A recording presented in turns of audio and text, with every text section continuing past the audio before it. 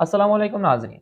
Cricket studio के साथ मैं हूं एजाज पाठ। पाकिस्तान ने अपनी टी20 सीरीज वर्सेस न्यूजीलैंड के लिए स्क्वाड की अनाउंसमेंट कर दी है। अभी वहाब रियाज और कमरान अकमल ने प्रेस कॉन्फ्रेंस के अंदर अपनी टीम जो है वो अनाउंस की है। 16 खिलाड़ियों को उन्होंने जो है वो अनाउंस किया है जो कि न्यूजीलैंड के दौरे पे जनवरी के महीने के अंदर टी20 खेलने के लिए जाएंगे। वो कौन से प्लेयर्स होंगे जो जाएंगे और वो कौन से प्लेयर्स होंगे जिनको चांस नहीं दिया गया और क्यों नहीं दिया गया, इसके ऊपर डिटेल से बात करेंगे। तो सबसे पहले बात कर लेते हैं नाज़रीन, पाकिस्तान वर्सेस न्यूजीलैंड जो टी20 सीरीज होनी है नेक्स्ट मंथ 5 टी20 मैचेस खेले जाएंगे न्यूजीलैंड के अंदर। उसके अंदर जो टीम अनाउंसमेंट की गई है उसमें सबसे पहले बात करते हैं जो कैप्टन है शहनशाह अफरीदी, जिनकी पहली सीरीज होगी एज अ कैप्टन, वो हैं। उसके अलावा बाबर आजम, मोहम्मद रिजवान, फखर जमान, साइम अयूब, साहिबजादा फरहान, हसीबुल्लाह खान, इफ्तिखार अहमद, आजम खान, आमिर जमाल, अब्बास अफरीदी, मोहम्मद वसीम जूनियर, मोहम्मद नवाज, इबरार अहमद, उसामा मीर, हारिस रऊफ एंड जमान खान। ये 16 वो खिलाड़ी हैं जो जाएंगे टीम के साथ। पहली बार शायद ऐसा हुआ है कि 5 टी20 मैचेस के अंदर 3 विकेट कीपर्स को जो है वो रखा गया है। इन 16 के अंदर 3 जो है वो विकेट कीपर हैं। उसके अलावा शादाब खान को जो है वो रेस्ट दिया गया है, उनकी इंजरी की वजह से उनको शामिल नहीं किया गया। लेकिन मोहम्मद नवाज टीम का हिस्सा होंगे। जहाँ पे 3 विकेट कीपर हैं वहीं पे 3 जो है वो आपके पास स्पिनर भी हैं, जिसमें जो है वो इब्रार अहमद है, उसामा मीर है और मोहम्मद नवाज हैं। इसके अलावा नाज़रीन बात करें तो बाबर आजम और मोहम्मद रिजवान को ड्रॉप की जाने की बातें की जा रही थी, लेकिन मोहम्मद हफीज ने इसकी मुखालफत की और मोहम्मद हफीज ने कहा कि जी इन दो के बगैर आपकी टीम जो है वो कंप्लीट नहीं हो सकती। मोहम्मद रिजवान के ऊपर इस टाइम जो है वो बड़ी कड़ी नजरें हैं कि मोहम्मद रिजवान के आने से जो बाहर हुए थे, अब वो क्योंकि ऊपर आ गए हैं तो अब वो मोहम्मद रिजवान को बाहर करने के पूरे मूड में हैं। हसीबुल्लाह खान जो पेशावर ज़ल्मी के विकेट कीपर रहे हैं, उसके अलावा आजम खान विकेट कीपर जो क्वाटा ग्लेडिएटर और मुल्तान सुल्तान दोनों की तरफ से खेले हैं, उनको भी रखा गया है। हसीबुल्लाह खान को भी रखा गया है और इन दोनों को देखें, आप एक मैच के अंदर 2 विकेट कीपर तो नहीं खिलाएंगे, एक ही आपको डेफिनेटली खिलाना पड़ेगा। तो मोहम्मद रिजवान को इस सीरीज में मेरे ख्याल में बहुत भी हुआ तो कोई एक आध मैच मिलेगा या शायद वो भी उनको ना मिले।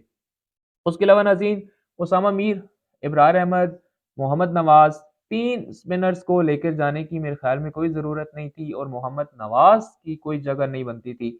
अगर शादाब खान ने परफॉर्म नहीं किया वर्ल्ड कप के अंदर तो मोहम्मद नवाज की भी जो परफॉर्मेंस थी वो बिल्कुल ज़ीरो थी। उसके अलावा नाज़रीन हारिस रऊफ, जिन्होंने पीसीबी को ना की, पीसीबी के साथ आप कह लें कि टक्कर ली, उसके बावजूद वो टीम का हिस्सा हैं क्योंकि वो लाहौर कलंदर का हिस्सा हैं। इसलिए क्योंकि अब कैप्टन भी लाहौर कलंदर का है शहनशाह अफरीदी, तो हारिस रऊफ को बाहर करना इस टाइम मुश्किल ही नहीं बल्कि नामुमकिन नजर आ रहा है।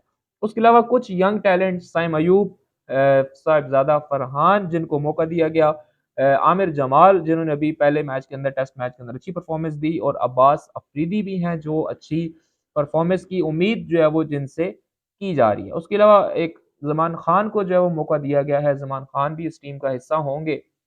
लेकिन अब जिनको नहीं मौका दिया, उनमें जो है वो सबसे सरफ़हरिस्त तो डेफ़िनेटली शादाब खान है, लेकिन उसके अलावा अहमद शहज़ाद, जिनको पीएसएल के बाद टी20 सीरीज़ से भी ड्रॉप कर दिया गया है। क्यों अहमद शहज़ाद के साथ ज़्यादती हो रही है? क्यों अहमद शहज़ाद की सिलेक्शन नहीं हो पा रही? अहमद शहज़ाद किसकी आँखों में चुभ रहा है? अहमद शहज़ाद की परफ़ॉर्मेंस भी किसको नज़र नहीं आ रही? ये मेरे ख़्याल में एक बहुत बड़ा सवालिया निशान है। वो रियाज़ जो सियासी बयान देने में तो माहिर हैं, प्रेस कॉन्फ्रेंसेस करने में तो माहिर हैं, लेकिन अहमद शहज़ाद को बगैर किसी वजह के बाहर रखने की कोई तुक नहीं बनती। अहमद शहज़ाद की इस टीम के अंदर एटलीस्ट 110% जो है वो जगह बनती है, लेकिन बदकिस्मती से उनको नहीं रखा गया। उसके अलावा मोहम्मद हसनैन नहीं है, नसीम शाह भी नहीं है और एहसानुल्लाह भी नहीं है, शाहनवाज दहानी भी नहीं है। ये वो प्लेयर हैं कि जिनकी एक्सपेक्टेशंस की जा रही थी कि जी शायद इनको चांस मिल जाए, शायद इनको बुला लें, शायद इनको खिला लें, लेकिन ऐसा कुछ नहीं हुआ। इनमें से कोई भी जो है वो पाकिस्तान टीम का हिस्सा नहीं है। ना हसनैन है, ना एहसानुल्लाह है, ना नसीम शाह है। मतलब एक बड़ी हैरत की बात है कि ये जो टीम सेलेक्ट की गई है, ये टीम भी एक नई ग्रुप बंदी की तरफ जाते हुई नजर आ रही है मुझे तो। खैर जो भी होता है वो फिर बाद में सच ही निकल आता है। तो ये नाज़रीन वो टीम है जो कि न्यूज़ीलैंड जाएगी और न्यूज़ीलैंड जाके खेलेगी। एक बड़ी हैरत की बात आपको और बताऊँ कि टेस्ट टीम के कैप्टन शान मसूद टी20 टीम का हिस्सा ही नहीं है।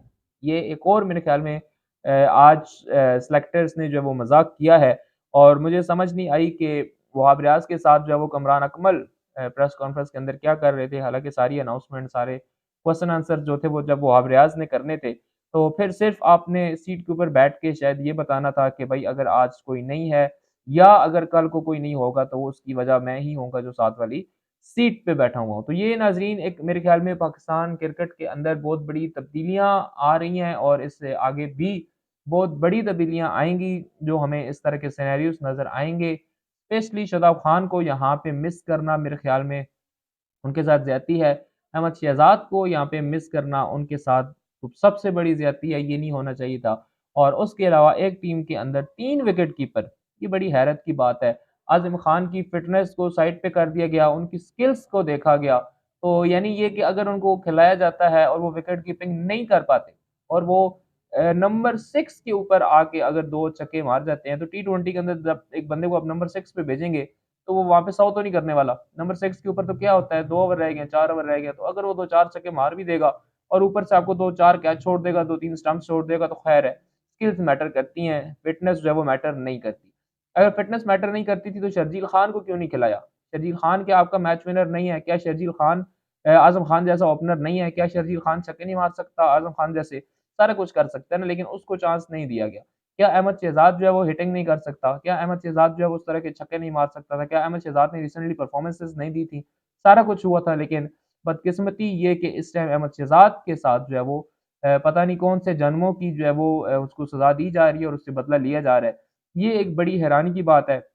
और इसके अलावा मोहम्मद रिज़वान इस टाइम बहुत खतरे के अंदर हैं कि मोहम्मद रिज़वान की कंसिस्टेंसी ने जिनको टीम से बाहर किया था, आज वो चीफ सेलेक्टर्स के साथ बैठे हुए हैं और वो डेफ़िनेटली मोहम्मद रिज़वान को कहीं न कहीं नुकसान ज़रूर पहुँचाएँगे।